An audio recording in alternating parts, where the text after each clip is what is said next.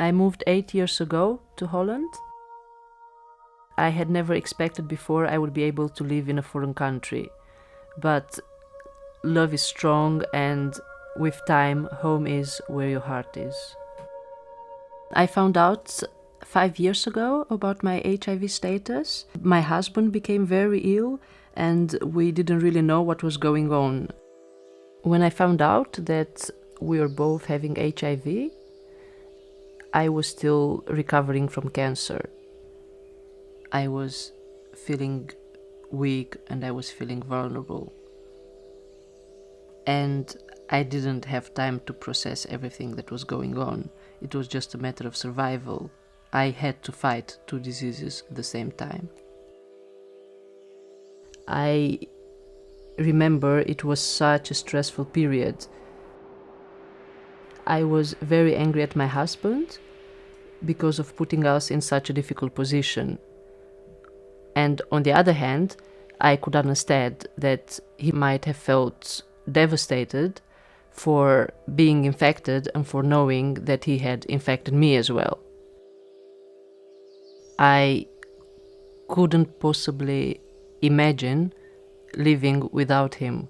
When I was dealing with cancer, he had seen me in the worst possible situation, and he didn't leave me. He was taking care of me all this time. So one thing is certain, we truly love each other. Not many people know about my HIV status. Where I'm from, there is a big taboo surrounding HIV.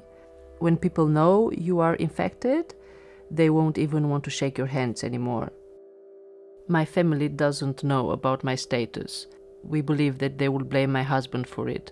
And I'm also afraid that people will treat them differently if they would know. I'm afraid they will be isolated and that they will not be accepted by society anymore. The shoes I'm wearing today are very important to me.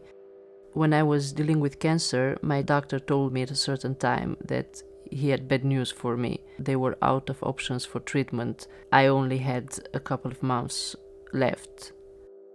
I thought to myself, if I were to die, let it happen tonight. I remember when I woke up, I looked out of the window of the hospital and I saw everywhere snow. It was Christmas Day and everybody was celebrating with their families.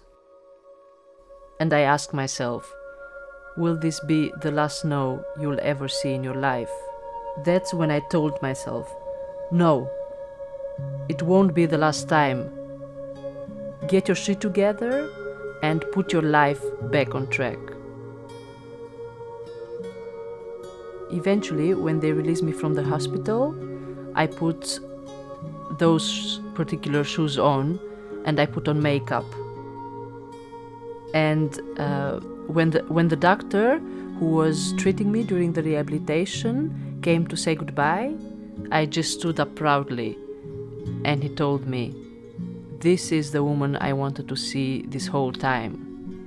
And since then, every time I have faced a difficult situation, I put these shoes on. Sometimes you find yourself in the middle of nowhere, and sometimes in the middle of nowhere you find yourself.